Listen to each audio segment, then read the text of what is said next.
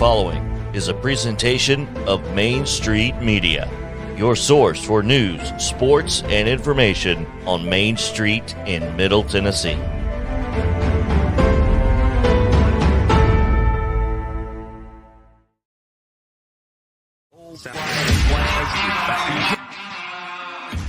"30 years of the best sports talk in Middle Tennessee, featuring Tennessee Radio Hall of Famer George Plaster, Tennessee Sports Hall of Fame coach Watson Brown, and young guns Billy Derrick and Michael Cindric. And now, here's your host, George Plaster.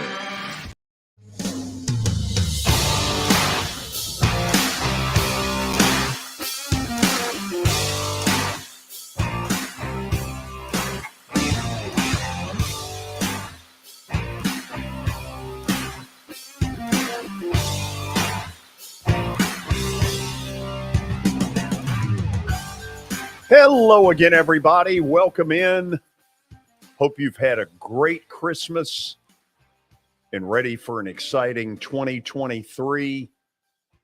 A lot of things going on, most of them in the world of football. But first, let's check in with Watson Brown, find out what's going on up on the plateau. Y'all have had some snow, haven't you? Yeah, we got probably an inch more than you did. Yeah. Brenda and I have gotten to know each other really well. We didn't get out of this house since Thursday till today. So it's been an interesting weekend, to say the least. I've probably put on a couple of pounds through all the eating and not doing anything. So yeah, shirts are a little tighter. Welcome to the holidays. Yeah. Welcome to the club. Billy, did you have a good Christmas? Oh yeah, it was great, George. It was good to be with family and eat a lot of food, watch football. If we could do that every day, that'd be nice, but we probably wouldn't look too well. No. So when you say family, how many are we talking about? A lot, George. I get that. Yeah. There's 11 total. So the Waltons. Yeah. The what was that big family? Cheaper by the dozen. What were they? Their last name? Forget it. No. But that's what it was where like. You're coming from. Yep. Okay, let's get the show started with Terry McCormick, our daily Titans update here on the show. Terry, the bearer of just more and more good news as we close out the year. Terry, were you at Nissan Stadium Saturday? I was. How many others joined you, honestly? Few. Let's just say that. Okay. I mean, give me, what's your gut feeling? How many were dumb enough to be there? Well, they announced 66,000, but many of those 66,000 were disguised, as they say, as seats, George. Right. So you're not even willing to take a stab at it? Might have been 25,000 there. Okay. Maybe. Gotcha. Well, they were certainly treated to some terrific football. Terry, what's the latest injury wise? Anything new that comes up out of this game? Yesterday they had 12 players listed on the injury report, and 11 of them did not practice. Now that was an walkthrough estimation because that's all they did. They didn't actually have a full practice, but had they practiced, they would have had a lot of people that didn't practice. 11. Today, 4 of those were back in limited fashion, and they were Danico Autry, Christian Fulton, Derrick Henry, and Amani Hooker. So those 4 were limited. And the rest of them who were on the list from yesterday, which ranges from Jeffrey Simmons to Ryan Tannehill to Zach Cunningham, Dylan Cole, Nicholas Petit-Ferrer, all those out again today. So not looking good on the injury front for the Titans. But here's the thing. This game Thursday night, even though this is a team that desperately needs to find a way to win a game just to get off the schneid, it means absolutely nothing. They can lose this game 68-0, and it won't have one bit of impact on their playoff hopes because that's all riding on the season finale in Jacksonville. Has that one gotten flexed to anything yet? Because I know the NFL has 2 games now planned on Saturday a late afternoon and an evening. Any talk there of that? There's discussion of it, but I haven't heard anything for sure. I think they have to let some of this week's games play out a little bit to kind of see, what scenario is what, because I think there's also a win and in for a wild card spot between the Lions and Packers that could materialize after this week.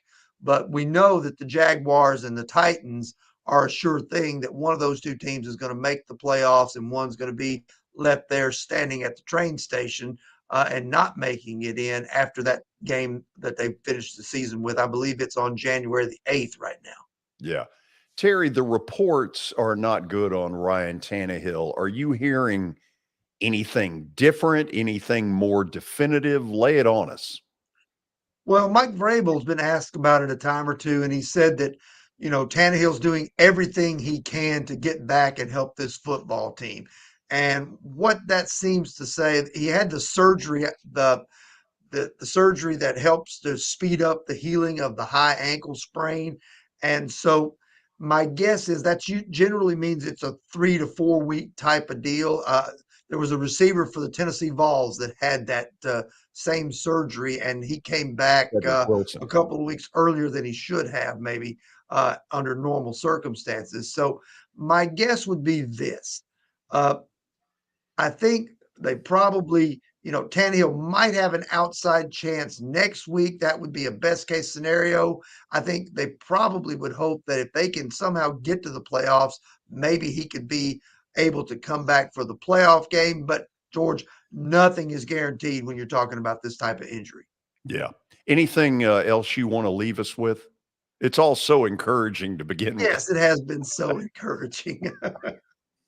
But, that's kind of where this team is right now. They're just kind of looking at the glass, trying to look at the glass half full. But, Terry, there's certainly nothing in the glass. No, there's nothing in the glass. You're exactly right.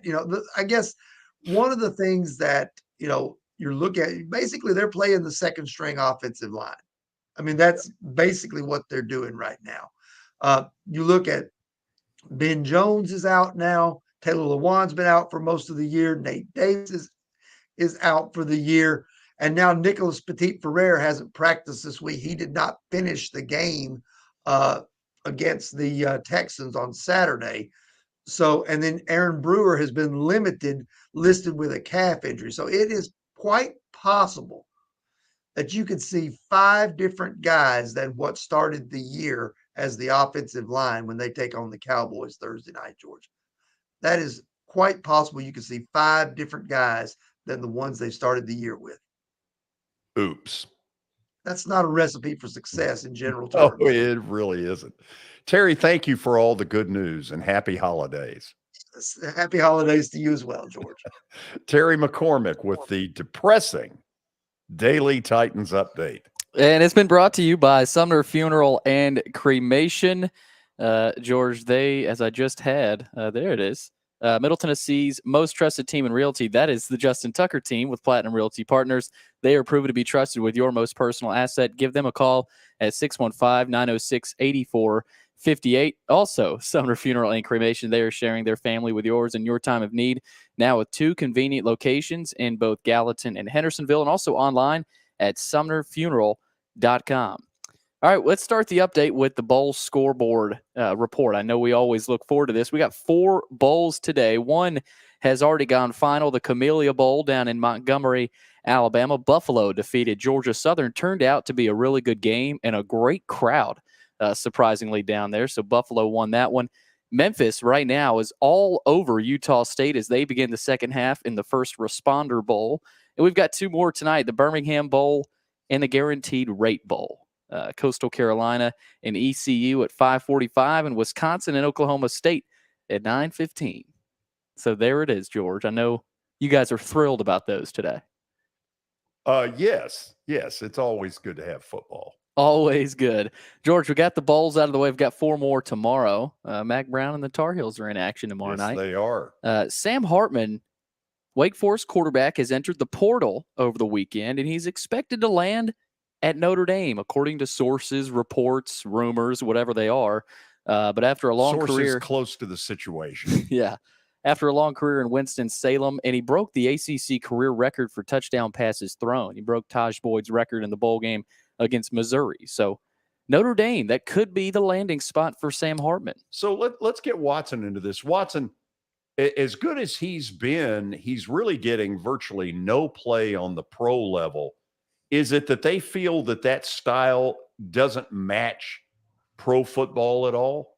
I think it's his height. That's what I think it is. He's honestly, I think he's smaller than what they say, 6 foot, 6'1". I don't think he's that. I think he's probably legit 5'11" if he's that. And but he makes plays, and he'll get drafted.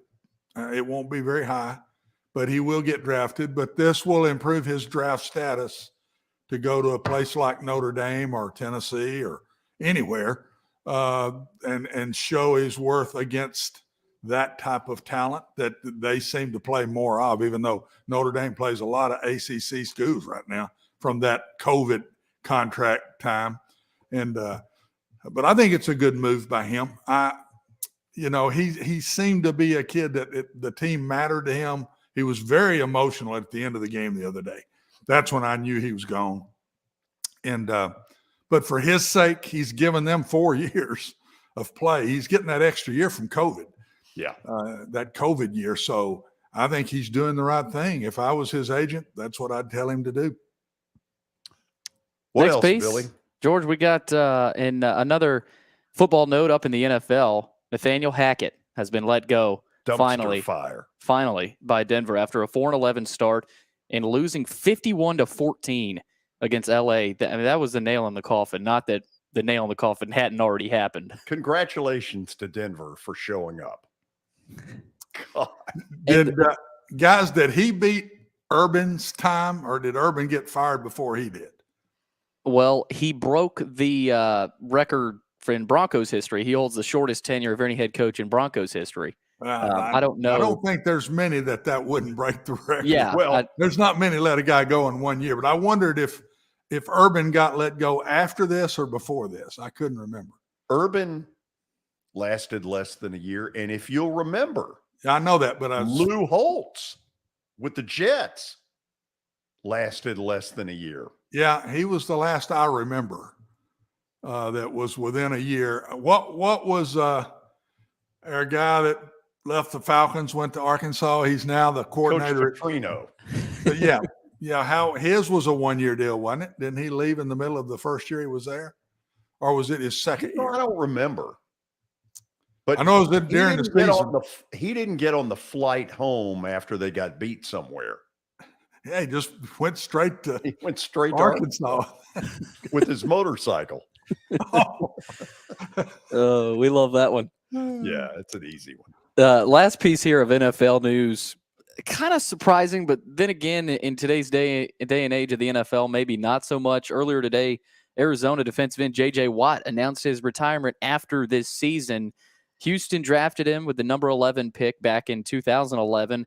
He spent 10 years there. What a stud. 3-time Defensive Player of the Year, 7-time All-Pro, Hall of Famer.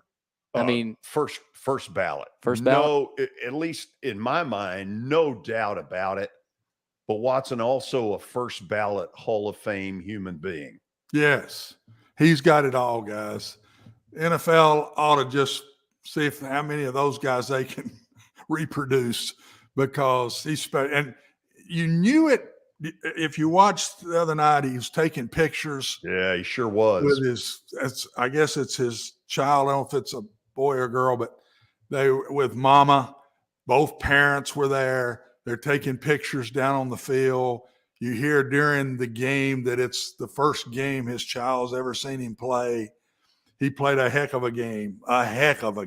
They couldn't block it. He dominated. He dominated the game. He was excited. You know, he's playing for his child and his wife. And I just had the feeling that's was going to be it. I didn't know they were going to announce it right after the game, but it's pretty neat. Class act all the way around. Unbelievable career.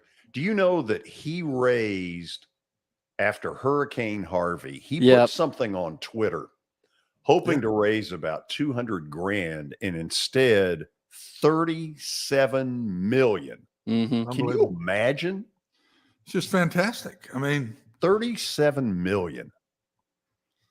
Just a great guy. I don't know why we can't spend more time talking about those guys and some of these slugs that we have to talk about all the time that pull some of the stunts they pull. And the good guys don't get discussed enough, George, if you ask me. I think you're right about that. You watch the news at night now. What's the things that are on the news? A robbery, a killing. That's the first thing that pops up. And the NFL ought to do a better job, and all of us. We ought to just disregard those, as I call them, slugs, and try to promote these good guys more than we do, tell you the truth. Yeah. And, I hope he gets into coaching too, because he could be a phenomenal mentor for young men and kind of modeling after him. I mean, I'll be shocked if he gets Why into would he want to do that? I don't see that, but he can be great for kids in a lot of different ways. Yeah. And he will. Don't think he'll disappear. He will be good. Hopefully he's in some sort of mentoring role. Yeah, he will be. Got a brother who's pretty good too. Old TJ. Yeah, not bad. Yeah. It's turned out to be a pretty good football family. Not bad. So that's it? That's it, George. Okay. Let me tell you what we've got coming up. We've got Tony Basilio coming on from Knoxville, and we'll ask him the obvious, which is, did Tennessee, knowing this rumor has been out there for some time, kind of poke into the whole Sam Hartman deal? Is it still possible? We'll talk to Tony about all that and get you ready for the Orange Bowl matchup Friday. That's Friday, not Flyday. Friday against the Clemson Tigers. Then at 5 o'clock, Watson will have his Titans analysis. Boy, I bet that'll be uplifting. Woo, they've never played better. So stick around, and then we'll get into what is going on in Denver, the dumpster fire. And the question would be, would Sean Payton dare to have interest in trying to fix that mess? Plenty on the show. You stick around. This is Main Street Media Television.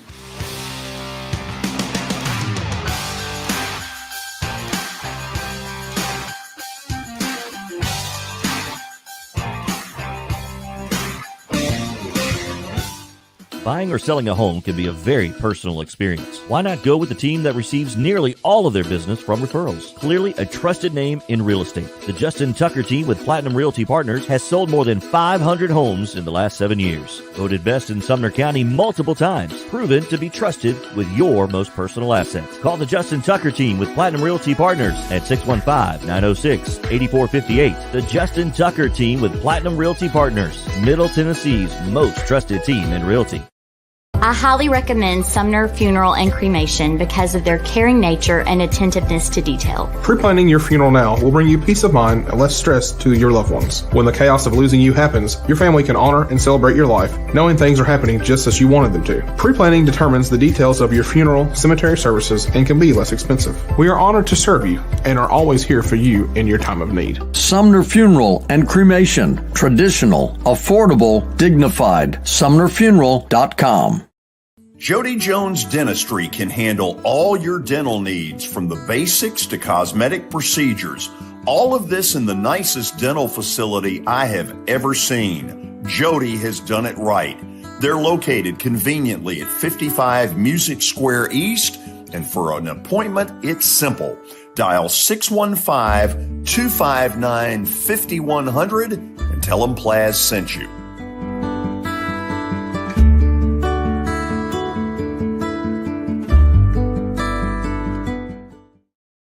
When you're thinking about golf, consider Riverside Golf Links. Under new ownership, the course has improved dramatically. It's now 27 holes, complemented by a 9-hole executive course. Book a tee time now at 615-847-5074 and get ready to enjoy the beauty of golf in the Old Hickory area at Riverside Golf Links.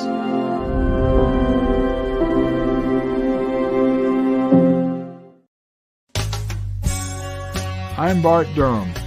I was sworn in as a lawyer in 1963, and I've been working as a lawyer since then.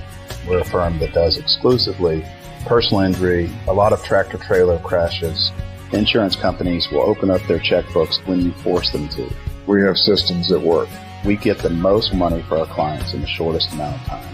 I'm Blair Durham. My dad and I want to help. Give us a call at 615-242-9000. This is Eric Berner with Rockcastle Wealth Advisors. I help people in the pursuit of making their money live as long as they do. People hire me because I use a customized, individualized, and personal approach for the person I'm working with. Everyone's situation is different. If you've lost a spouse or a parent and want to make sure your inheritance is utilized and does not just disappear, I can help with that. Call me at 615-235-1058 or email eric@rockcastlewealth.com.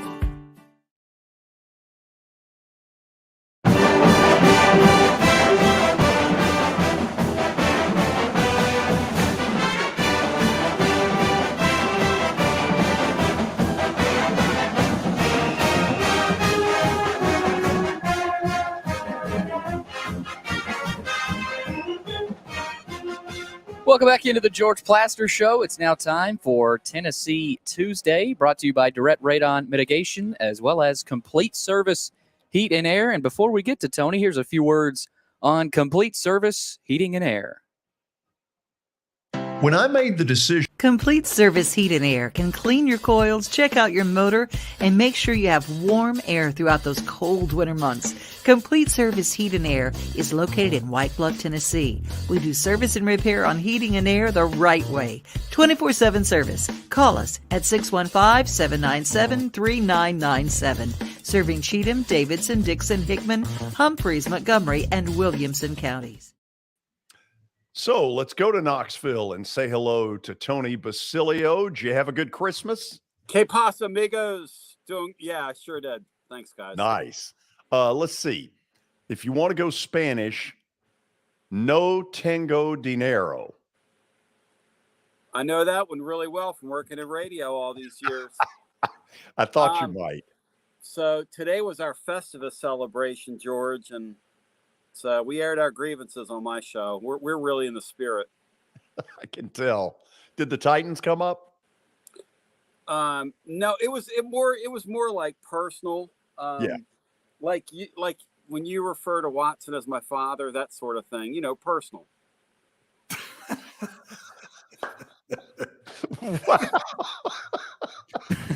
Love you, boy. Love you. Oh, we're off and rolling now, aren't we? By the way, Merry Christmas, Dad. Did he send you anything? I sent him a text. No tango dinero. No dinero. There was no dinero. But there was a text. I did text him. There was a text. Thank you, Watson. I did. As for no tengo dinero, no es posible. Mm-hmm. There you go. Tony, let me ask the obvious. This Sam Hartman thing's been out there for a couple of weeks. Yeah. Did Tennessee sort of kind of check in on this? If they did, what happened, or are they still in the process of it? I think they checked in on a lot of people. In terms of their quarterback situation, I think the idea this camp was to get a look at their freshmen and say, hey, if we have to ride with this guy, can we? Now, look, you're not going to be able to play a 190-pound kid at this point in time in this league, and especially behind an offensive line that isn't in Alabama's. But that said, I'm going to tell you something. People I talk to say that about this Nico, they really didn't want to like him or believe because there's so much fanfare around him. And he has some hanger-ons, that go to practice right now and that sort of thing, who have been at those early practices in Knoxville. I hear he was unbelievably impressive for how old he is. I mean, they said he is just wow, and is showing an aptitude early on for it. So I think Tennessee's idea is to try and cobble together something for the beginning of next season. Taven Jackson, Joe Milton, and eventually all roads are going to lead to that true freshman. In terms of Sam Hartman, I'm sure you guys saw what I saw today, which is the Notre Dame stuff.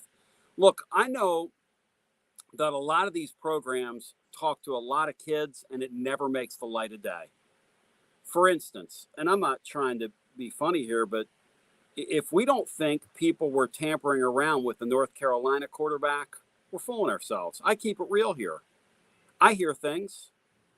Watson hears things. You hear things. I didn't hear anything from Watson, by the way, on that. But these coaches today, they're all doing look over here, but I'm really with this hand. Let's keep your eyes on this hand. I'm really going to, so I don't believe any of it. I mean, to be honest with you, I think that Tennessee, would they be interested in talking to Sam Hartman? Sure. Would Sam Hartman be interested in playing in Tennessee's offense? I don't see why he wouldn't. I think it's curious that he would go to Notre Dame, who have been so vertically challenged in recent years. Their offense looked constipated last year. I don't know. Constipated. That's an interesting description. Yeah. Watson, say hello to your grandson. Tony, how was the trip to up north when you crossed the Mason-Dixon line? Was everything? Watson, it was Bob Seger has a song where he says, see some old friends, good for the soul. I've never found it not edifying to be around my hometown. There's just something about it. Even though through the passing of time, nobody knows who I am. I don't know who anybody is.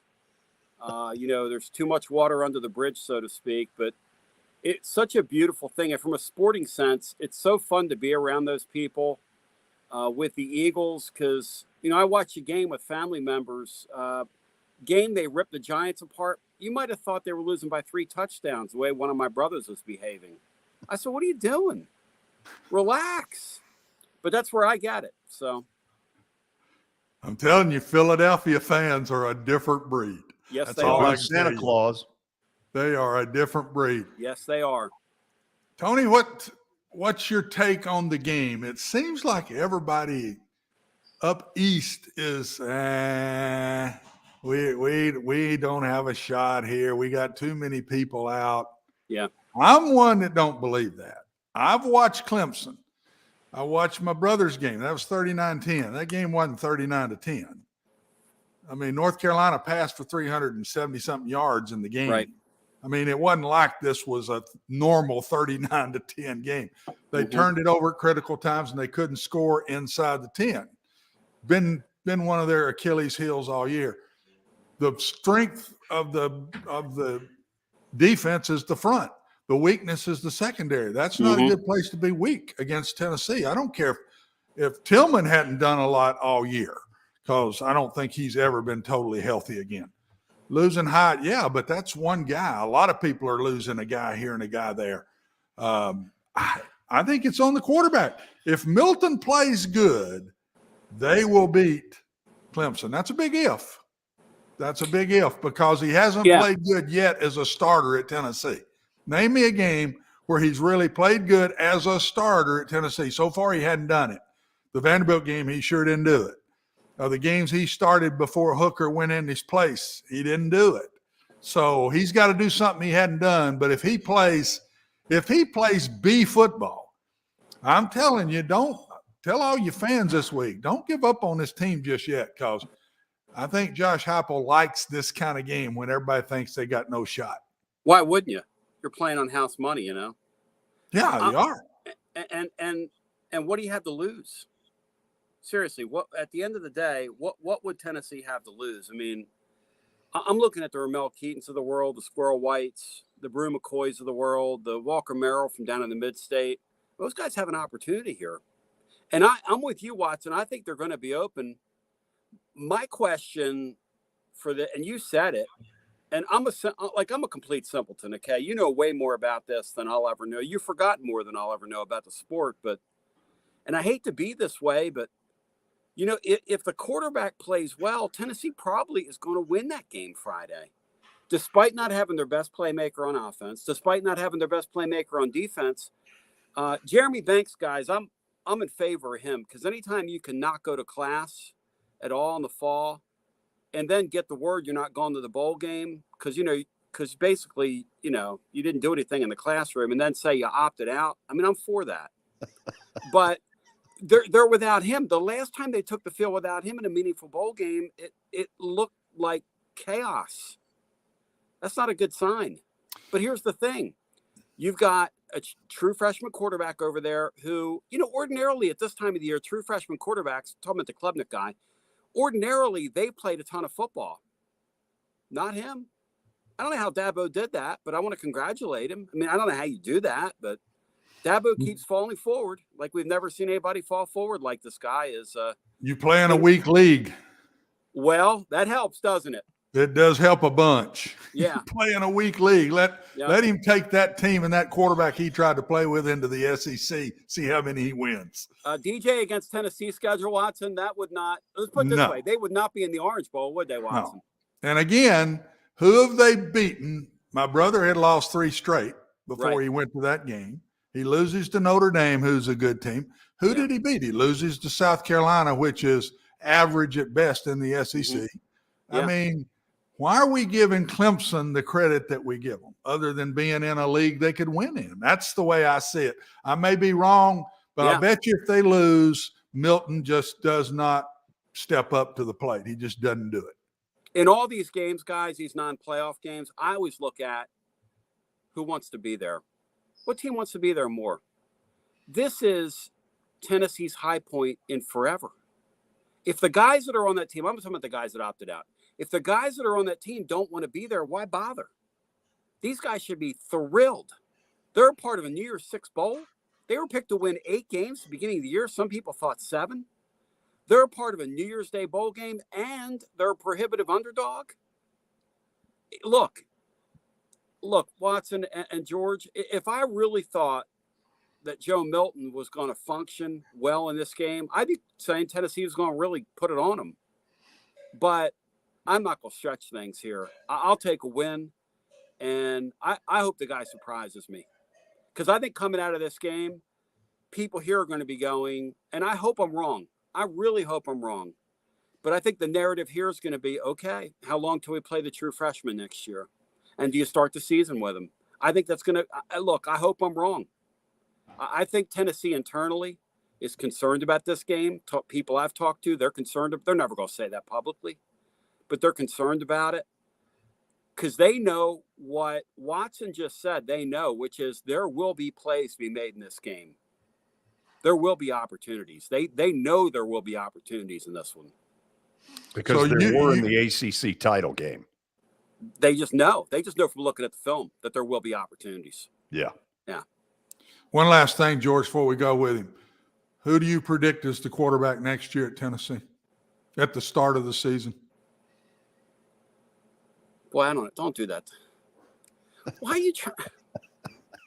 Guys, I come on here all year, and why are you turning your Festivus on me? You should be airing your grievance toward George. Do you have a grievance toward George that we haven't got that much time?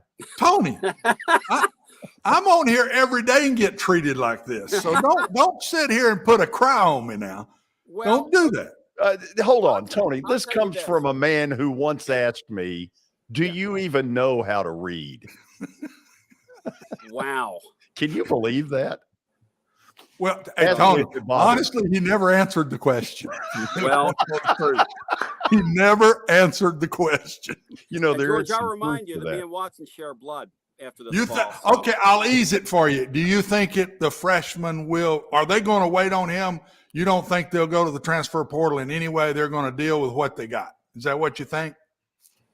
Well, again, I'm going to try to have it both ways here because I do think there's a possibility. If they think the guy from Indiana is going to jump, they're going to have to get into the portal. They're trying to convince him right now to stay. But Watson, you and I both know when these kids go out on fields and they see the arm talent on this other kid and they walk off the field going, hey, I'm a competitor, but I'm not going to play in front of this guy. No. And in this day and age, you're not going to keep that guy here. You're just not. Well, and if you bring in a transfer, especially if he's got more than a year, that freshman might not hang around real long. That's either. right. I'm going to say they're going with the freshman. That's what I think. I don't think they'll go to the transfer portal, and I think they can teach. They think they can teach him to be the guy by early in the year. I hadn't looked at their schedule, but everything I'm hearing at the bowl in practices here, he looks fantastic. So I think they're going with the freshman. I know you talk to people internally, so no, I really don't. Not in Knoxville. Well, I talk to coaches, but not in Knoxville. I do not. That's just me. I think everything I'm hearing and reading, I think they're going with the freshman. It's going to be interesting. I mean, I just don't want to say that because, if Milton goes out and plays really well, that'd be a good problem. Well, that changes it all. It's a great problem. Sure it does. This is his shot. I've been saying it for 400-yard game. He could throw for 400 yards against it. See, people don't believe this. They think, Watson's just blowing this up. People I talk to say there will be plays be made on that field. They know they're going to get their deep ball. They know that deep ball is going to be open. It doesn't matter who's a receiver. They know they're going to get it. Can he hit them? Or will he throw the ball in the stands? I don't know if you guys saw, he threw an orange 100 yards the other day. Which means absolutely nothing. Well, it means you could throw an orange. When I read that, I said, what the heck does that mean? Hey, when you played, how far could you throw an orange? When you played, Watson, how far could you throw an orange? Probably 40, but I didn't have to throw it any further than that. Hey, I want Joe Milton in a food fight. You know what? I agree with that. Yes. Animal House. Hey, I have some scoop for you, Tony. All right. Take a guess who apparently has moved to our part of the world. Do I get a hint? Like what sector? Sport? Vegas to Nashville. Vegas to Nashville. Think of your John Gruden. No. Well, but I hear he's going to be. That was pretty good. That was not bad. I hear he's going to be Tennessee's next coach. No question. Yes. Breaking news. Okay. Think of teams you root for. Vegas to Nashville. Oh, you know what? He told Tony Vitello that in the Phillies locker room this year. He said, I'm moving to Nashville. And Tony went, what? Yeah, I'm moving to Nashville. Bryce Harper's really Bryce Harper's who I'm talking about. So what's is there a connection? Nashville's in. I don't know. Nashville's in. Yeah. What is the deal? And what was the deal with the power and the grid? And did you guys lose power where you were? Oh, yeah. It happened constantly. I asked him to cut it off during the Titans game. It's so bad. Could you cut it off in the second half? Yeah. It's so bad. So apparently, no, seriously though, with the temperatures as they were, I guess TVA made this decision that they were going to have to do this to not have some real problems. And so I'm trying to think, I guess it was Friday morning for a little, I want to say like 10 minutes at a time. Mine went out about 4 different times. Unprecedented, and I had a couple of family members reach out to me and say, up here, that's where things don't happen. You know how Yankees are. And I said, that's interesting, since I read that your up there, their utility told them, if you don't conserve energy, we're going to go to those. And that's never happened. They've never even been asked to conserve. I mean, look, we're just, we're stretching these grids, guys. We're stretching them. What was the name of the storm that blew in here? Now that they all have a name. I know. I don't know. What was the name of that thing? I think it started with an E, didn't it? Okay, so whatever it was, Tony, Thursday night I got to MC a concert at the Ryman. And so at the it was so cool. Music City Chorus, they're incredible. Wow. It was such a neat experience. So at the end of it, and they had told me to yuck it up a little bit and have fun. So at the very end, I said, I want all of you to drive home safe. If for no other reason than this, the person in the lane next to you could well be me. Wow. There you go. That's beautiful. You should have seen it. Thursday night was insane here. And, let's just say I drove like a little old lady about 2 miles an hour. To the people who were behind me, I apologize. Well, since I've lived in the South, I've got one rule of thumb. when it's inclement, you're not going to see me on the roads. No Good way. for you. Too many superstars out there. Too many geniuses. There are some geniuses on the road. Happy New Year. Will he be on with you Friday? I love you guys. Watson Brown always has a standing invitation. Hey, Watson, let me share this with you. So my son, who's playing golf, who's home, gets a call from his buddy who's trying to make PGA Tour. This kid's name's Ryan Hall. He played at South Carolina. He's an excellent player. He's going to the Sony Open to be this kid's caddy. That's tough. He's in my prayers. That's tough. That's tough life. Yeah, He's really. going to go carry this young man's clubs and help him, and that's tough when you're That's pretty neat, age. if you ask me. That's high all expenses paid to Hawaii. To Hawaii. We're not talking. We're not Sony Open, talking Hawaii. Boise, Idaho. We're talking the Sony Open. Holy Hawaii. cow! Yeah. So Happy New Year. we appreciate you guys. Thank you so much. Thank See you, you, buddy. Tony. Great stuff. Okay, when we come back, a little more college football for you. We'll pick Watson's brain after the break on Main Street Media Television.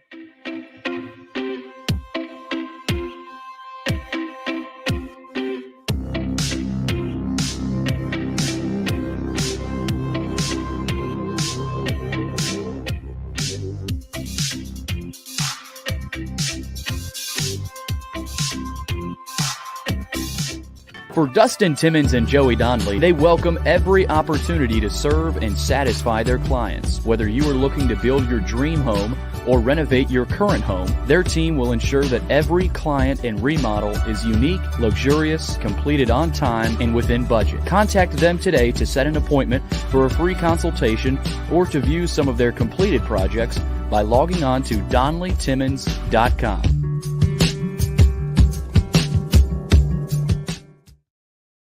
At WellSkin Dermatology and Aesthetics, we pride ourselves in providing access, innovation, and a patient experience second to none. Access to care and treatment when you need it. Innovation with medical-led cosmetics and various on-site technologies for full-service treatments with a customer experience that is calming, casual, and effective. Independently owned, providing medical, surgical, pediatric, and cosmetic dermatology and more. Visit WellSkinMD.com to schedule your appointment today. WellSkin Dermatology and Aesthetics. Access to healthier skin. It's your last chance to get a spring tune-up for summer. Complete Service Heat and Air can clean your coils, check out your motor, and make sure you have cold air on that first hot day of summer. Complete Service Heat and Air is located in White Bluff, Tennessee. We do service and repair on heating and air the right way. 24/7 service. Call us at 615-797-3997. That's 615-797-3997. Serving Cheatham, Davidson, Dixon, Hickman, Humphreys, Montgomery, and Williamson counties. Have you heard about the high levels of radon in Middle Tennessee? Radon gas is the second leading cause of lung cancer, second only to smoking, and has no color, no taste, and no smell. The only way to know if you have radon is to test for it. Duret Radon Mitigation offers testing for small and large-scale residential and commercial properties, plus mitigation services. Visit DuretRadonMitigation.com to request testing or get a free estimate for mitigation. That's DuretRadonMitigation.com.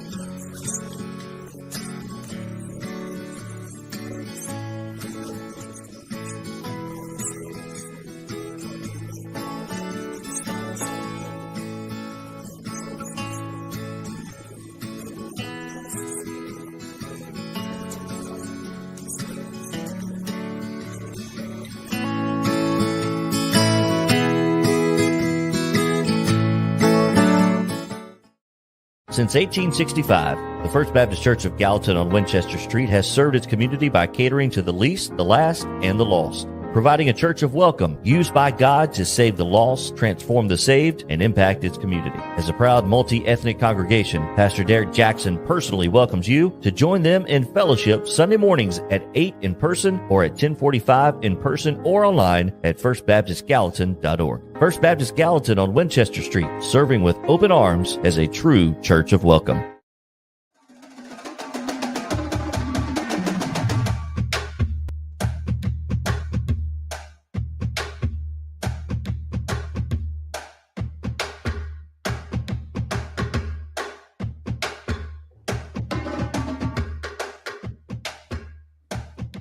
So as all of you know, we're, I don't know what, let's see, Wednesday, Thursday, Friday.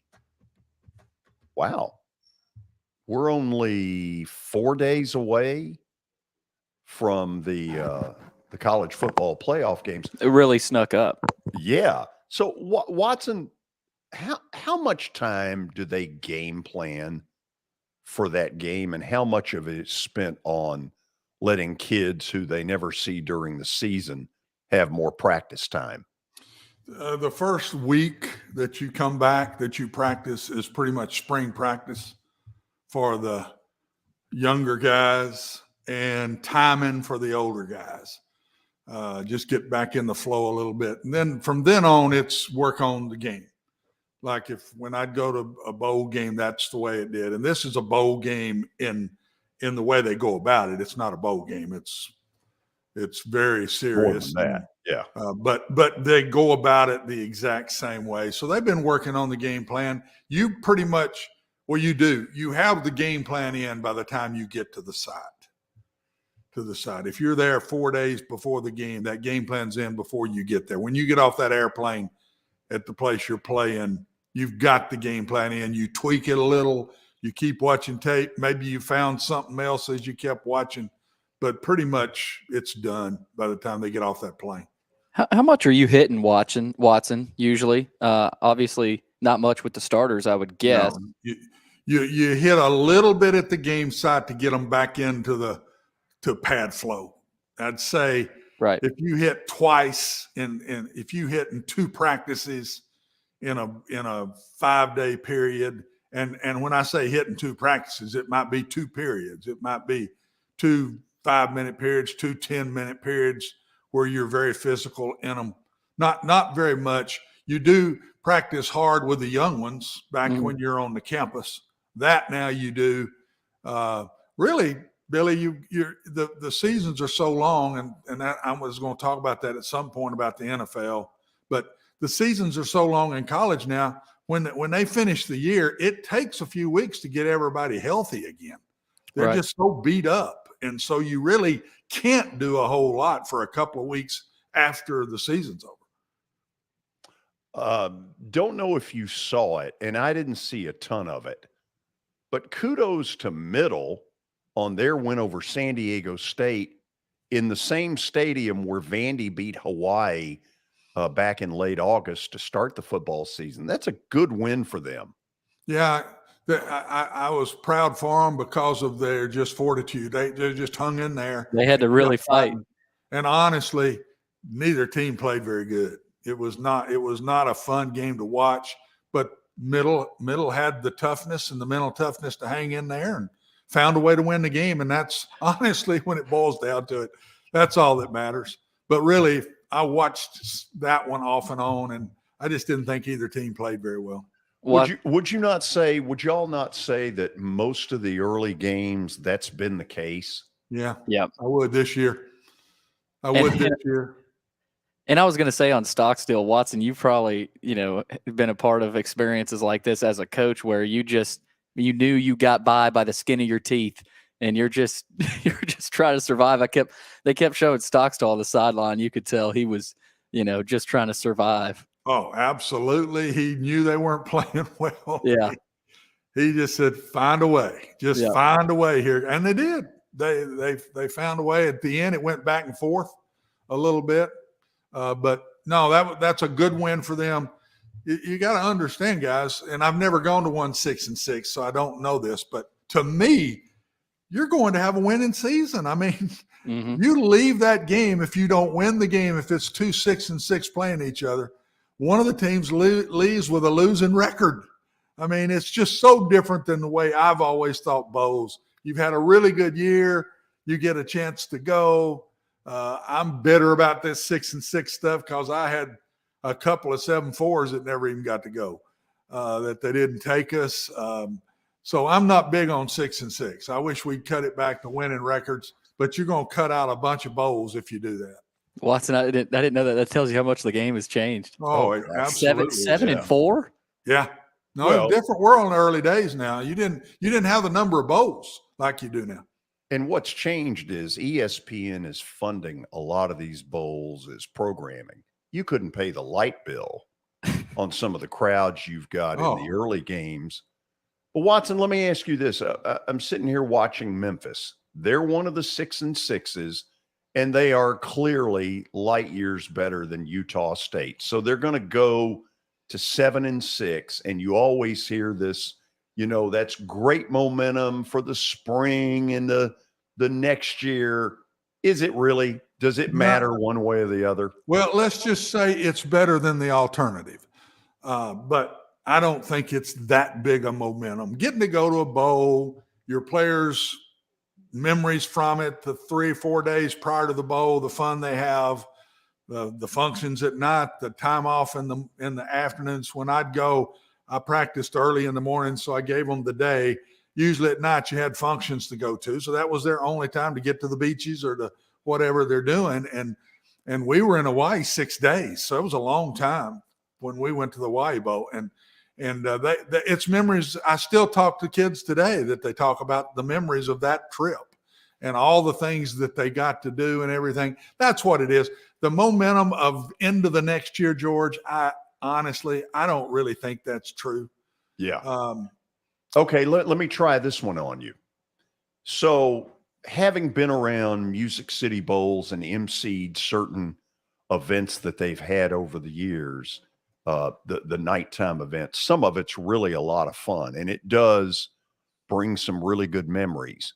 When you're in one of these college football playoff games, does all that happen, or is it just business and nothing else? It's cut back, but the fun stuff disappears pretty much, and the attitude within the team, I would think, disappears. It's a different animal.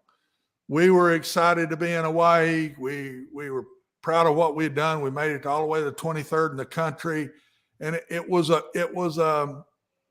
just a fun time. It was fun from a good year. These guys are going in business, man, and we're playing Hawaii, who was in the top 10, I think. They had Timmy Chang.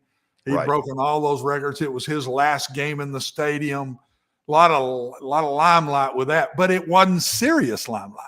It was bowl limelight. These games that we're fixing to watch on Saturday, serious business, man, serious business. Well, and for the motivational factor, location has to play a huge role too. I mean, you just said it, Watson. You're headed to Hawaii. If y'all were headed to Shreveport, y'all wouldn't be nearly as excited, right? That's probably right, Billy. You're probably right about that. A lot of it is where you get to go.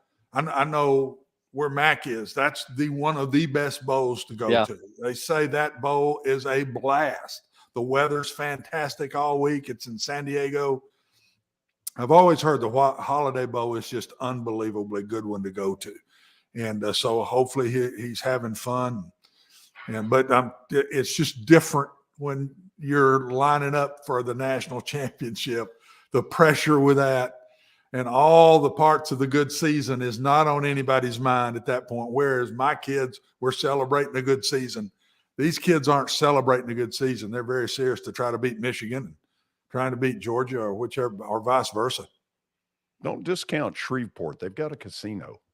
We'll go to the break. That's all they got. He knows where those are, believe me. Then we'll have stat of the day he coming could tell up. He could tell you the casino in Tupelo. He can tell you the casinos in every state. Don't let him kid you. And then we'll have Watson Brown's Titans analysis. Oh, that'll be a blast. Holiday spirit for you. This is Main Street Media Television.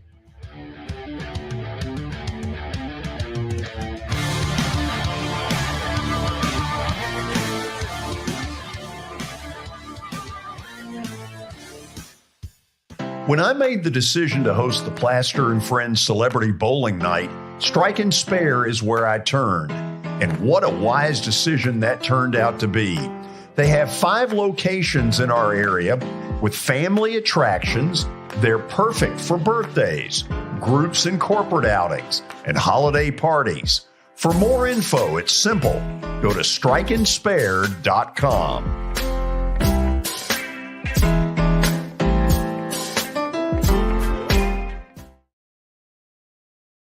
Walmart Supply Chain is hiring in Lebanon. Earn up to $22.25 an hour when you join our new fulfillment center. Enjoy competitive pay and premium perks, including 100% paid college tuition, 401k match, flexible schedules, a free Walmart Plus membership that includes discounts, and free Paramount Plus, paid time off, and so much more. Fulfilling work starts right here.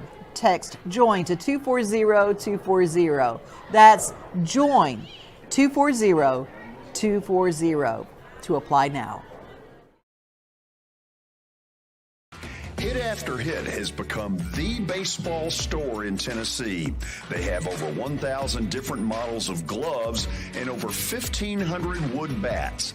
They also have several Iron Mike pitching machines as well as a Hit Tracks machine. If they don't have it, you probably don't need it.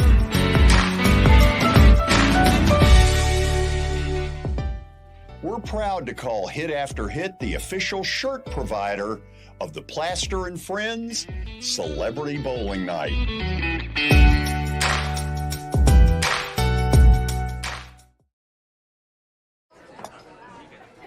You've been putting back a few, and a few becomes a few too many. For a moment, you think about calling for a ride. Nah, you live nearby. What's the worst that can happen?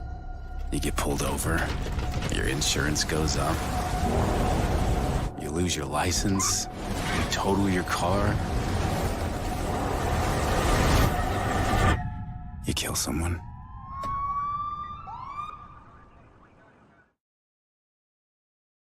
This is attorney Bart Durham, and this is me. I'm Aaliyah. Keeping in good physical condition is really important to me. But when I had a wreck with a tractor trailer truck that hurt my legs so bad I couldn't work for almost a year, I knew I needed a lawyer that understood tractor trailer cases. So I called Bart. Bart gets millions of dollars for his clients every year. At Bart Durham Injury Law, we've handled hundreds of tractor trailer cases. My dad and I want to help. Give us a call at 615-242-9000.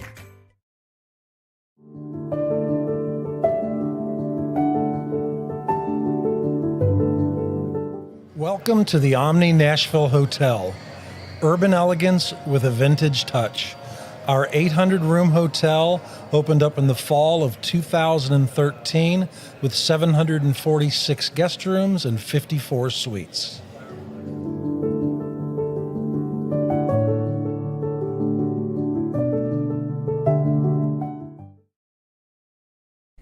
Hey everyone, I'm John English. This is Keith Wallace, and we would like to welcome you to John English Antique Sports and Cards in Shelbyville, Tennessee. We specialize in graded and ungraded sports and non-sports card, vintage wax boxes, and unopened cases. We have a large selection of PSA graded cards. We also specialize in old sports collectibles, baseball, football, basketball, golf, and tennis. You can find it all at John English Antique Sports and Cards. We are happy to be associated with Nashville's greatest sports antique, George Plaster.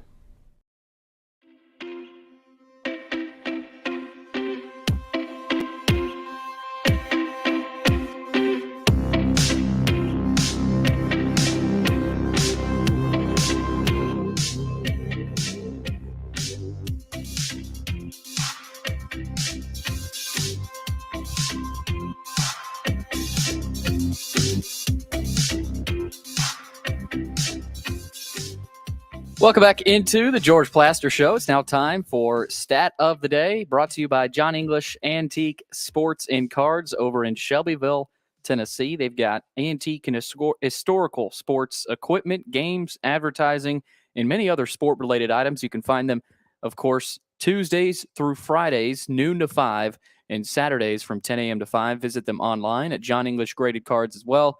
Also, Eric Berner with Rockcastle Wealth Advisors. Call Eric at 615-490-7052 or visit rockcastlewealth.com for more information. And unfortunately, we don't have the graphic. I've got the graphic. It was my fault for not. This is a violation. Not uploading. I think that's the first time for Stat of the Day. Isn't that like Geneva Convention kind of stuff? Yeah, that they may need to meet about that, George. Okay, so you're going to ask us the question. I'm going to just verbally ask you guys, radio style. We're going to verbally get it wrong. Okay, here we go. This season, NFL teams are 0-12 the week after playing which team? This season, NFL teams are 0-12 the week after playing which team? Watson, without any real knowledge, wouldn't San Fran be the one that just physically beats you up to the point that a week later you're not really on your A game? I think we lost connection to you, Watson. Oh, that's not good. Man. Let's see. Sign language time. George. Take two and go to right.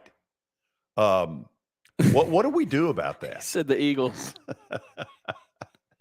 You think it's the Eagles? Okay. That was good. Are you like lip reading? Yep. He said Eagles. Okay. He said Eagles. I say Frisco. You say Frisco. San Francisco. Okay. Let's see who it is. Okay, let's see. It is. Well, now 12 might, now that I think about it, 0-12. Okay, let's just see who it is. It is the San Francisco 49ers. Yeah. So that's what we've got. Okay, so are we supposed to like lip read through Watson's Titans analysis? We could. I think a good idea would probably be Watson leave and then come back in to the broadcast. So I think that he's leaving us. Yeah, but he's going to come back. I hope so. He'll be back. But George, He'd be sorely missed. He certainly would, because we've got Titans analysis coming up. Who doesn't want to miss that? George, 5 o'clock hour. It is time for the 5 o'clock hour. It is brought to you by Middle Tennessee Bone and Joint Clinic. They combine state-of-the-art orthopedic service with a family atmosphere. Whether it's a sports injury, a sprained ankle, or a major joint replacement, MTBJ has the staff, training, and equipment needed to take care of any patient in any circumstance. Their mission is to provide high-quality, specialized orthopedic care in a compassionate manner to the people of Columbia and Middle Tennessee. Visit mtbj.net for more information. Hey, let me say this. I feel pretty good about getting that 49er thing. You don't just pluck out of thin air 1 out of 30. That was pretty good and a pretty quick response, George. Yeah. I feel good about that. So, of course, Watson's Titans analysis, assuming he can do more than sign language, will be brought to us by Pennington Distilling. Can you hear me now? We missed you so much. Where have you been? I don't know, out in left field somewhere. I'm prone to do that every once in a while. Is it that you didn't want to have to do this segment? Maybe I don't want to do this. He was trying to find a way out. I was trying to find a way out of this segment. So let me ask you this. Are there any positives to this segment? I'll try to make them as positive as I can. How's that for an answer? Okay. So, Watson, first of all, let me ask you this. The Malik Willis that I saw a year ago at Liberty, very freewheeling, a little bit to me like Russell Wilson used to be in Seattle, where he could run around, fake here, roll this way. He had a lot of freedom. And it looks to me, and I get it because, that doesn't work very often on the pro level, but I see times where he wants to run, but there's stuff going on in his head saying, don't, not sure whether to turn it up. And right now I'd say, listen, we got no offense. You take off whenever you see it. Yeah, I think he's thinking, and you cannot think as a quarterback. You have to react. And he's still not got it, especially in the drop back passing game. If you watch him, his eyes freeze and he just, what do I do? And I just see a guy that's not reacting and thinking, they tell me to stand in the pocket, but I can't stay any longer. And everything is a half a step slow in the passing game. And he's not slow. But they also, George, this first thing, you can't be conservative and win a game. You can't do that. You've got to let it go, even if he throws 10 interceptions. You cannot be that conservative and beat anybody you're going to play the rest of the year. You've got to let him go. You've got to throw more play action passes on early downs. You've got to let him run more with the ball. If he gets hurt, put Josh in, but you got to let him go. You got to do what he can do best. He's a very good deep ball thrower. I didn't think they let him throw deep very many times at all in the game off a play action pass. Just lay it up. They got to be more wide open this week to let him get used to it a little bit. But they for sure, when they go to Jacksonville, they can't play like the style that they played against Houston. It's way too conservative of a style. So you know where the criticism goes. It heads to Downing. But is this what Vrabel wants? I go through the head coach, George. I go through the head coach. I mean, he's sitting there and he's watching this. And I think it's got to be on Mike to say, man, loosen up and let him go. At some point in the game, the play caller may be the one calling it, but the head coach can control the play calling. And what I mean by that is he can control it philosophically. I'm not saying he calls a play. I'm saying he says, loosen up, guys. We got no chance. We're trying to hang on here and win by a 14-10 or whatever. We're just not good enough to do that. We got to let it go more. And I defend it in a way of their offensive line is horrendous right now. I mean, it's really bad. There's not much at wide receiver. So I understand, but from here on, you're playing good football teams. You're playing the Cowboys, good football team. You're playing Jacksonville for the division, so that's no fluke. That's no flunky on the other side from you. And then you get in the playoffs, everybody's good. So might as well just let it go. I do not think Ryan Tannehill will be back. That's my personal opinion. If he is, he's not going to be very good. He's not going to be able to move around hardly at all. And he's got an offensive line that's going to get him killed. And that's exactly right. I wouldn't put him back out there with the offensive line they're playing with. I don't think Ben Jones will be back. 2 concussions in a year. I wouldn't let him go back out there. Right. If I'm Ben's wife, I wouldn't let him go back out there. So might as well let Malik let it go. See what happens. What a great game to let it go this week because the game don't matter. I'd let him throw it 25, 30 times this week and see what happens. If he throws 6 interceptions, he throws them. Let him go. So, Watson, help me with the coaching part of this. On one hand, you got no offensive line. As you say there, offensive line in trouble. So what can a coach do not to necessarily get around that problem because there's no getting around it. It's there. But what do you do to minimize it? What I always did when I played somebody better than me. The defensive line was a lot better than my offensive line. I'd throw on running downs and I'd run on throwing downs. I'd have to reverse everything. You got to try to keep them off balance and off guard. If they know what's coming, if they know it's 3rd and 18, you're going to drop back and throw a ball, you're probably not winning that battle. And so to me, you've got to reverse your thought process. And I was in a bunch of those games, and I'm not saying it worked, but that was the philosophy I always went with. I tell my coaches all during the week, fellas, don't work a whole lot on kick returns or kickoffs. We ain't going to score a bunch. Don't work a lot on catching punts. We ain't going to hold them enough to make them punt a bunch. But here's what we better spend our time working on. And we just try to reverse the thought process. And that's why we could always kind of move the ball some against people, because we weren't predictable when it came to those kind of games. They, to me, are playing 10 yards at a time, and they don't have the weapons to go 80 in a 14-play, 80-yard drive. And to me, that's what they're trying to do. That was the other thing I always said. We're not going 14 plays against Georgia. We're not going to do it. We've got to hit some big plays to get some points. We've got to hit some big plays some way, somehow. And so we try to create those in practice more that week. Now, you've got to catch them off balance to get big plays, because if you throw a pass on a passing down, you're not probably going to get a big play. And that's what I think the Titans need to do. And that's why I let this kid go. I'd give him probably 7 or 8 more carries than he's getting. And I would throw a lot more deep balls than they're throwing with him. He is a very good deep ball thrower. That's honestly what he throws the best, is the deep balls. And I'd throw some post corners, takeoffs, and just what the heck, let him loose and let him go. The offensive line is in real trouble, and you've got to cover for them too. You can't just hand it off when it's a running down all the time. And you can't drop back and throw it. We've seen that when it's a passing down, George. You've got to help that offensive line. It's not those kids' fault. They're just not great players. Sure.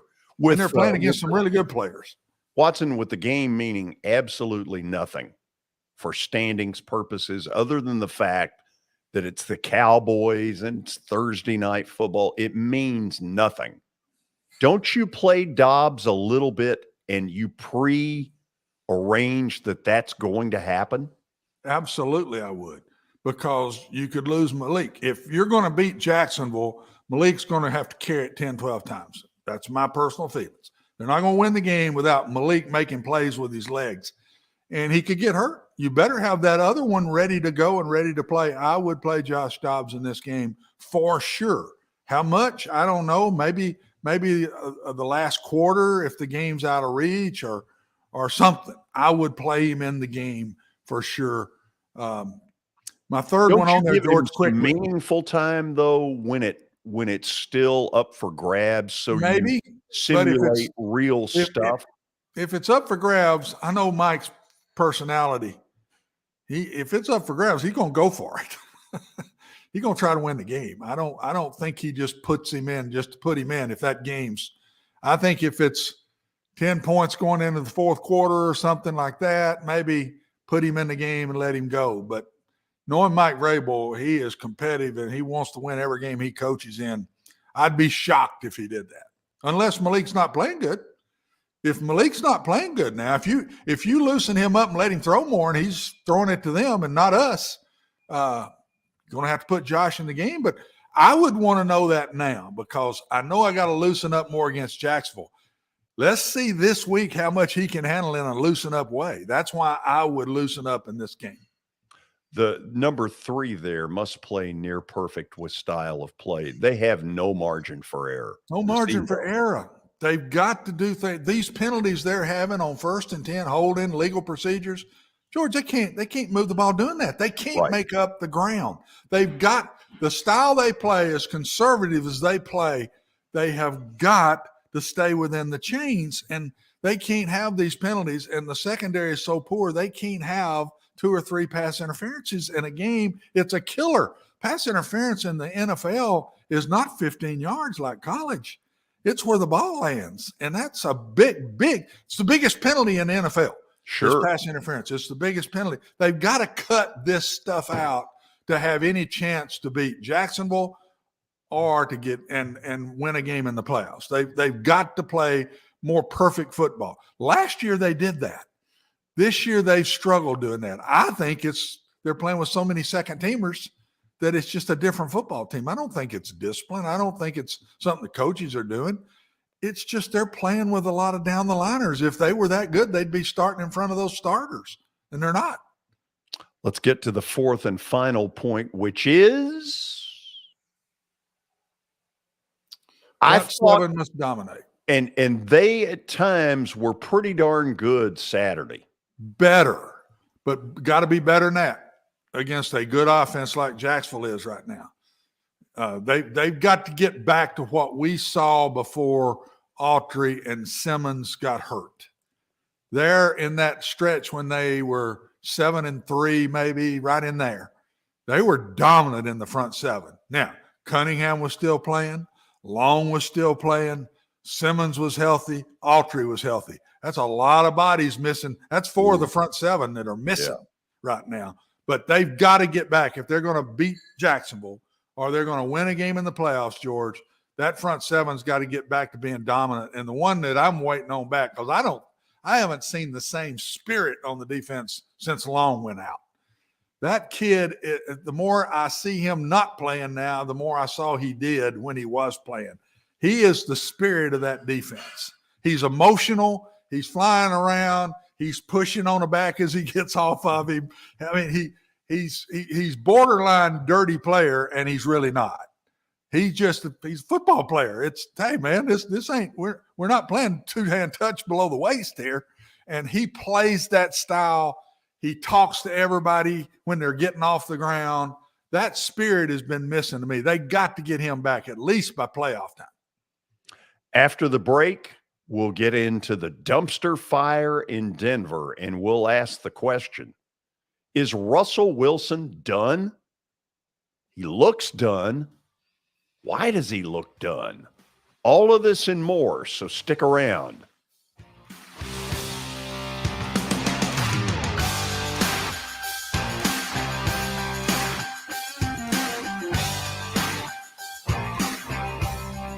Buying or selling a home can be a very personal experience. Why not go with the team that receives nearly all of their business from referrals? Clearly a trusted name in real estate. The Justin Tucker team with Platinum Realty Partners has sold more than 500 homes in the last 7 years. Voted best in Sumner County multiple times. Proven to be trusted with your most personal assets. Call the Justin Tucker team with Platinum Realty Partners at 615-906-8458. The Justin Tucker team with Platinum Realty Partners, Middle Tennessee's most trusted team in realty.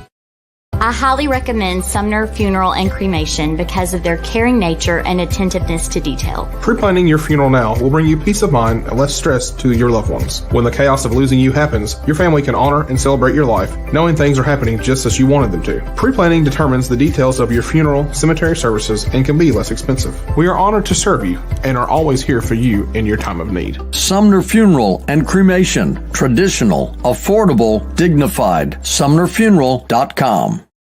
Jody Jones Dentistry can handle all your dental needs, from the basics to cosmetic procedures. All of this in the nicest dental facility I have ever seen. Jody has done it right. They're located conveniently at 55 Music Square East, and for an appointment, it's simple. Dial 615-259-5100 and tell them Plaz sent you.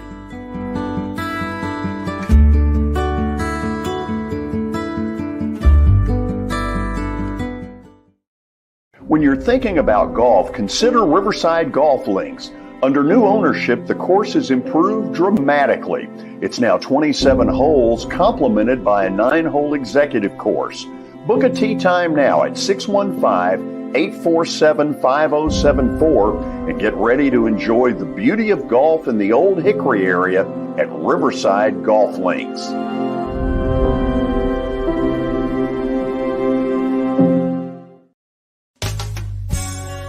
I'm Bart Durham. I was sworn in as a lawyer in 1963, and I've been working as a lawyer since then. We're a firm that does exclusively personal injury, a lot of tractor-trailer crashes. Insurance companies will open up their checkbooks when you force them to. We have systems that work. We get the most money for our clients in the shortest amount of time. I'm Blair Durham. My dad and I want to help. Give us a call at 615-242-9000. This is Eric Berner with Rockcastle Wealth Advisors. I help people in the pursuit of making their money live as long as they do. People hire me because I use a customized, individualized, and personal approach for the person I'm working with. Everyone's situation is different. If you've lost a spouse or a parent and want to make sure your inheritance is utilized and does not just disappear, I can help with that. Call me at 615-235-1058 or email Eric at rockcastlewealth.com.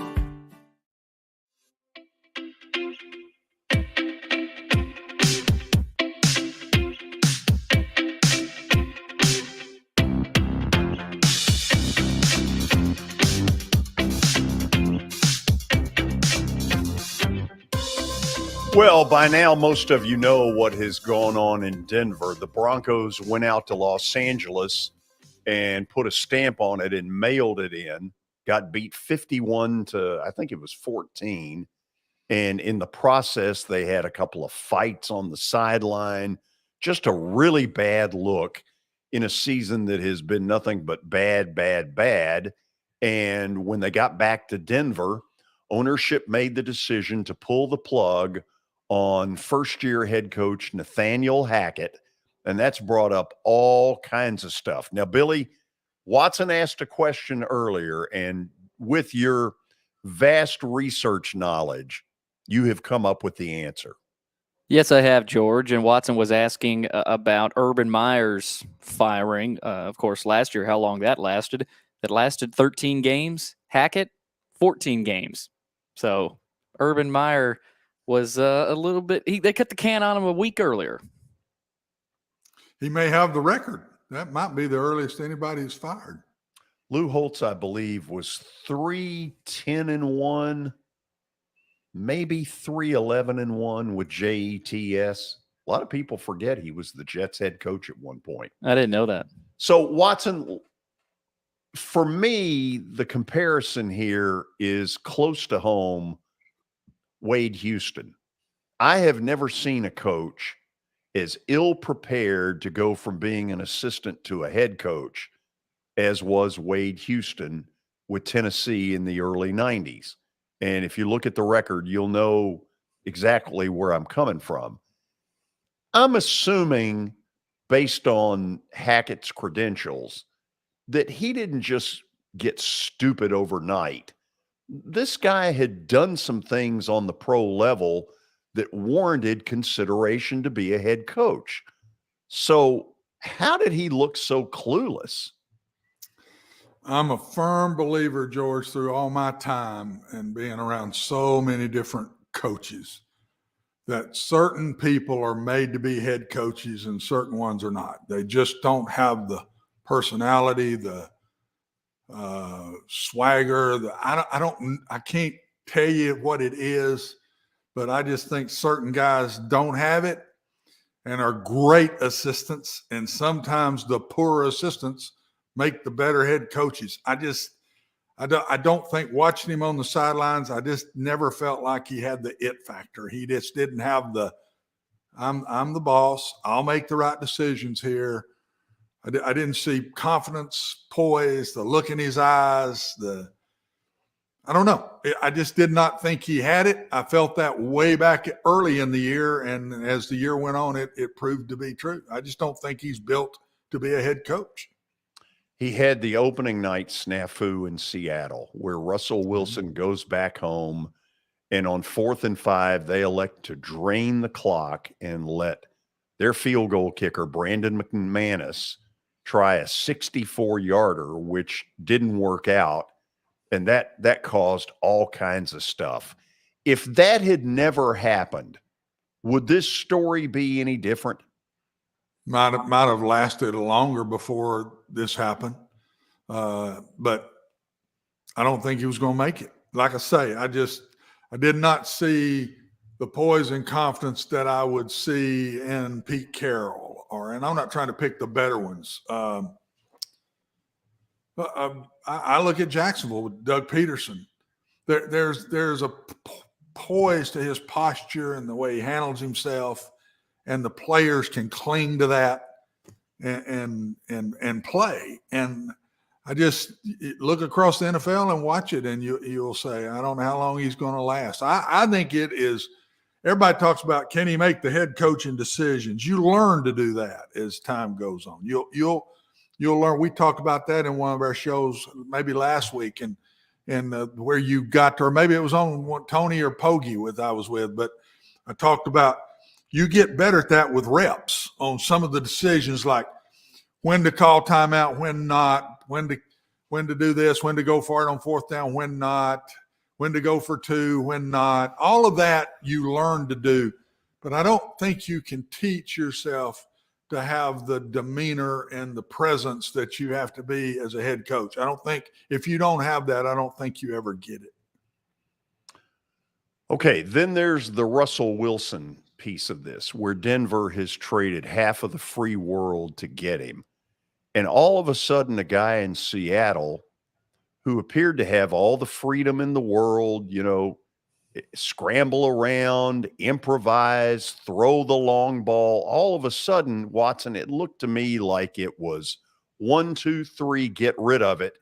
And he looked lost.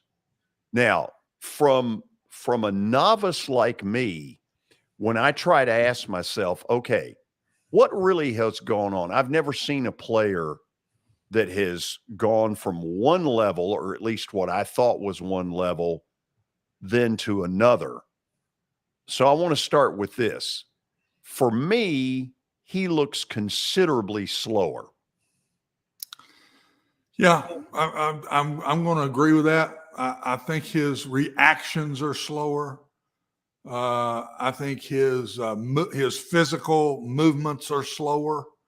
The reactions could be slower because the offense is just not any good. He don't understand it. He hadn't been in it long enough. The physical reactions are what concern me. I don't see the quickness in release. I don't see the quickness in getting away from people. I don't see the quickness at dodging a pass rusher, jumping up, getting outside, making a play. Because he used to be a master at it. Oh, the best, in my opinion. The best at getting out of trouble and finding a way to make a play, especially with the heat on. I thought he was the best. I don't see that anymore. I wonder if Pete Carroll didn't know this. And I hope I'm wrong.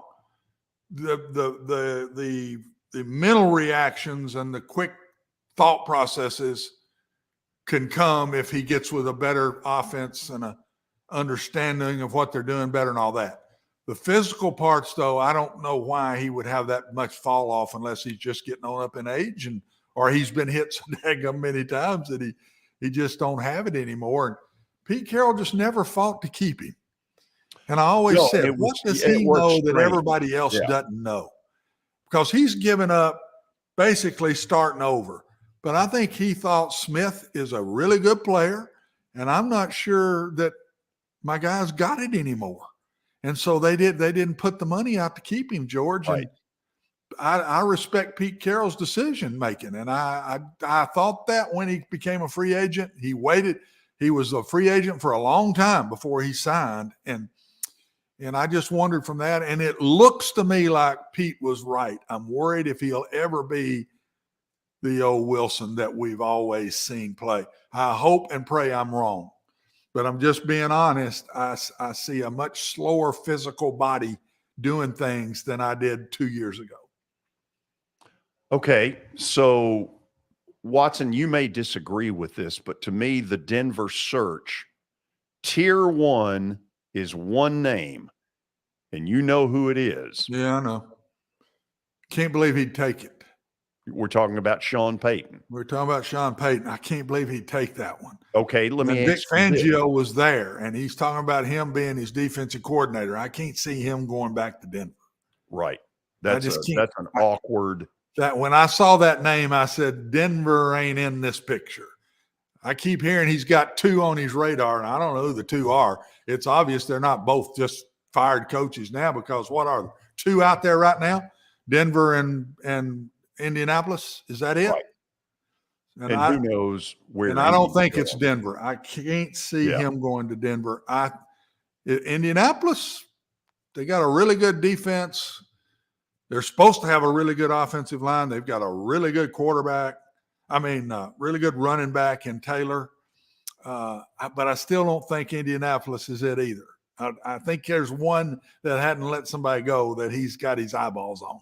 But if you're Denver, don't you have to make Sean Payton say no? Absolutely. If you're anybody, how do you not go to Sean Payton first? It's a proven commodity.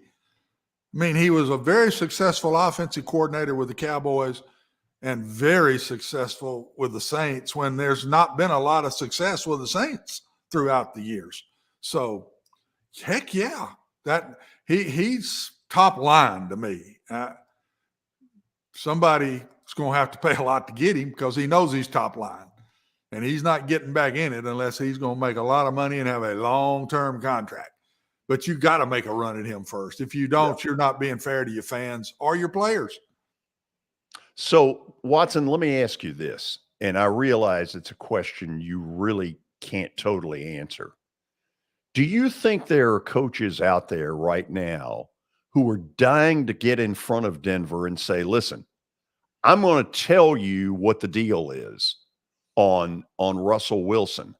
I can fix it. This is what I see. This is what I know. You hire me, I fix it. Absolutely. The Denver job is a really good job normally. Yeah. Through the history, it's been a very good job. And I'm talking about all the way back into the old AFL. I mean, really good job. And with unbelievable fans and the fan base is one of the tops in our business. Yeah. I mean, dang them right. There'll be coaches lined up to get the job, and they will do exactly what you said. I can fix Russell Wilson. Okay. Do you think there are coaches out there who think they have seen something, who say, oh, I see what it is, I can fit, that truly believe that? No. Okay, well, I know. I think they'll go and say I can fix him, though. And I'm not making light of that. I think that there are people out there that are confident that I can take a quarterback that has ability and I can make him a better player. So that's what I mean by that, more than just saying what they want to hear. But I don't think there's anybody out there. I sure don't, and I'm a quarterback coach for 45 years, and I can't tell you what's wrong and what's not and what is fixable and what's not. I can tell you what I see him doing poorly. We've discussed it, but I can't tell you that I could fix it. I don't know that I know what it would take to fix him. But I know this about him. He's a winner.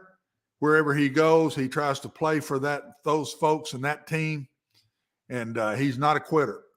And so you're going to get his best. Whoever gets him is going to get his best. And the question then is, does the franchise want to keep him and pay all that money, or just start over with a new coach and just start over from scratch? If it's me, I try to see if he's still got it. I can't just let him go after a year. Yeah, here's the one, though, that is alarming to me. And this is a narrative that is starting to get out there, that when the Broncos acquired Wilson, that there is sort of behind the scenes a team Wilson, a group of handlers, a group of, we want everything to be perfect for Russell, and this is what Russell expects, and this is what we want for Russell. And is that what Pete Carroll knew and said, screw this, I'm not dealing with his, quote, handlers? It might be, but just knowing a coach, if he thought he still had it, you put up with a lot. If you think you can win another Super Bowl, you put up with a lot. And George, in my personal opinion, and I'm not one to can't prove this, but I think that's all over the NFL. I think these guys have all got 8,000 people around them and wanting this and wanting that. And I just think that every head coach, every general manager deals with that under the table. Some of it gets more public in some of these guys than others, but I think it's out there big time. And I don't think it's all quarterbacks. I wouldn't doubt that's what happened with A.J. Brown. They just didn't want to put up with everybody saying this and that. We got to have this. We got to have that. It's a point where if you think you've got a Super Bowl team, you put up with it and keep them. And if you don't, let them go. Or if you reach a point you can't handle it and you think it's more detrimental to your team than it's worth it, you let them go. It's a big decision now. When you let one of the best players in the league go, and I'm talking about Russell Wilson. I'm not talking A.J. Brown right now. I'm talking Russell Wilson. That's a big decision, and that's why it's obvious to me Pete Carroll let him go. He let him go. But I think it was more he hadn't got it anymore to win me a Super Bowl more than having to put up with all the trash, because that wouldn't have been his first rodeo.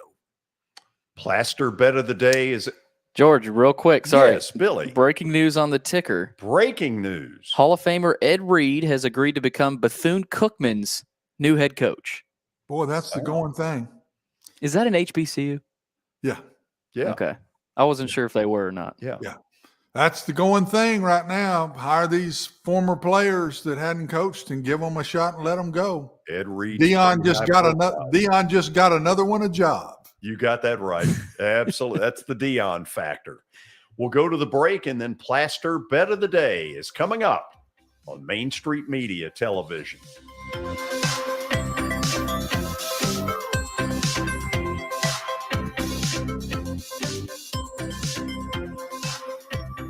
For Dustin Timmons and Joey Donnelly, they welcome every opportunity to serve and satisfy their clients. Whether you are looking to build your dream home or renovate your current home, their team will ensure that every client and remodel is unique, luxurious, completed on time, and within budget. Contact them today to set an appointment for a free consultation or to view some of their completed projects by logging on to DonnellyTimmons.com.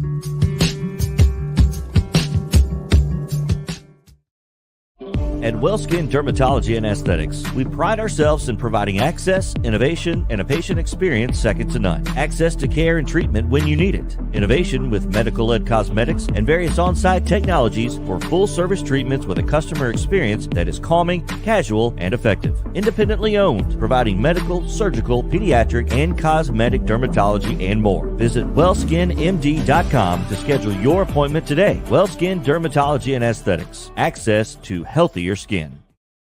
It's your last chance to get a spring tune-up for summer. Complete Service Heat and Air can clean your coils, check out your motor, and make sure you have cold air on that first hot day of summer. Complete Service Heat and Air is located in White Bluff, Tennessee. We do service and repair on heating and air the right way. 24/7 service. Call us at 615-797-3997. That's 615-797-3997. Serving Cheatham, Davidson, Dixon, Hickman, Humphreys, Montgomery, and Williamson counties.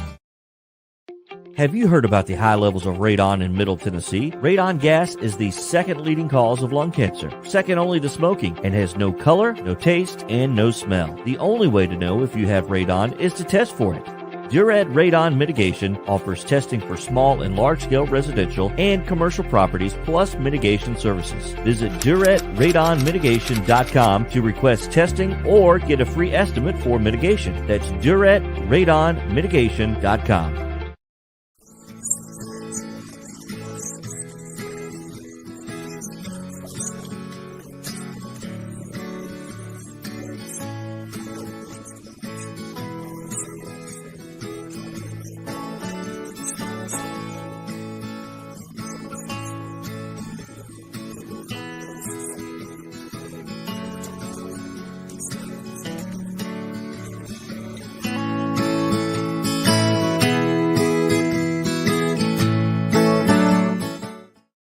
Since 1865, the First Baptist Church of Gallatin on Winchester Street has served its community by catering to the least, the last, and the lost, providing a church of welcome used by God to save the lost, transform the saved, and impact its community. As a proud multi-ethnic congregation, Pastor Derek Jackson personally welcomes you to join them in fellowship Sunday mornings at 8 in person or at 1045 in person or online at firstbaptistgallatin.org. First Baptist Gallatin on Winchester Street, serving with open arms as a true church of welcome.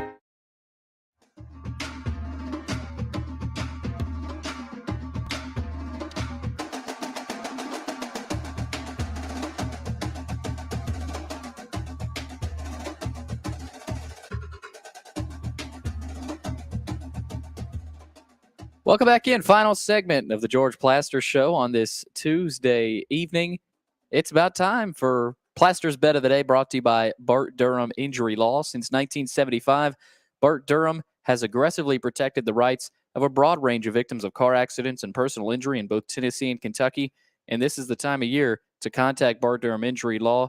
Of course, luckily for us, it is warming up. The roads are thawing out a little bit, Thank God. I should say. So luckily for everybody, staying safe. That is the hope. But if you too have seen your life interrupted by an injury on a highway, in a hospital, or at your workplace, let their attorneys at Bart Durham Injury Law do the work fighting for the full financial compensation that you need. You can learn more about Bart Durham Injury Law by logging on to their website. That's bartdurham.com. Okay, again, no graphic, George. I deeply sorry. But it was the Jags. Uh-huh. So you won the Jags bet, which was a big win. Yes. Big win for the Jags, big win for you. Do you have the record? I do. It is 95 and 91. Oh, Watson. That's not chopped liver. No, you've been a good fourth quarter dude here. Coming on strong. The finisher. I'll brag on you when you need to be bragged on, and you've done good here recently. recently. Yeah, you've made up a lot of ground here in the doing last 186 of these and see what your record would be. Well, I don't have to. He's not a betting man, George. I'm not a betting man, George. Yeah, but it's not easy. Well, and what you pay me, why would I want to jump into this? I don't know. I don't know. I can't answer that. So, are you telling him where I'm going tonight? I am, George. Okay. Verbally, he's going, Watson, with Oklahoma State tonight, 9:15 p.m. kickoff over in Phoenix. He's going with the Pokes over the Badgers. 4.5. I mean, yeah, probably a good bet. I don't know which way I'd go with that. Wisconsin's got a new coach. They're all disarray. Oklahoma State finished the year bad, really bad. They played really bad late in the year. Quarterback's left. I forget where he's going, but he's gone. Spencer Sanders. He hasn't landed anywhere yet. Hadn't landed anywhere yet, but he's not playing tonight. You talk about a couple teams that really fell off from how they did a couple years ago and a few years back this year. Yeah. Wisconsin, that's a great hire. I think Wisconsin's hired the best hire of the new coaches so far. It's a perfect fit to me. I like this one. So, I'm a big Jim Leonard fan. You think he keeps him? You think he can retain him? No, I don't think he will. Just because he was so strong, I don't think he will. I thought Jim has he not taken a coordinator's job? I don't know. I think he's being retained. He's at Wisconsin. Still on that staff. He will, and he had tweeted out. He said on Wisconsin. Yeah, and he will be the interim coach tonight. Good for the head coach. Good for the head coach. I just didn't think he would because the head coach is a defensive guy. Yeah, I think a lot of people agreed with you there, Watson. But I don't know if it's official yet. If it's he is I agree with George. Fantastic football coach. And they're sure not going to do better than him by keeping him. And I think, George, he's a very loyal guy. I think he would just jump in and do his job on the staff and not try to overstep his bounds and talk behind the new head coach because he wanted to be that's back. He don't seem like that kind of guy at all to me. Yeah. All right, late kickoff tonight for this one. How late are you? How late are y'all staying up? I'm first half at least. Yeah, I'm with you. I'm going to say I make the first half. Maybe. We need to keep track of that. Depends on how the game's going. Check on it. No question. See who wins tomorrow. No question. Watson, behave until tomorrow. Behave until tomorrow. I'm going to try that really, really hard. I'm going to get out in the morning and do something now that I can breathe again. So do something. I'm going to do something in the morning. Billy, do something. I'll try. See all of you tomorrow. Do something. Until then, see you tomorrow.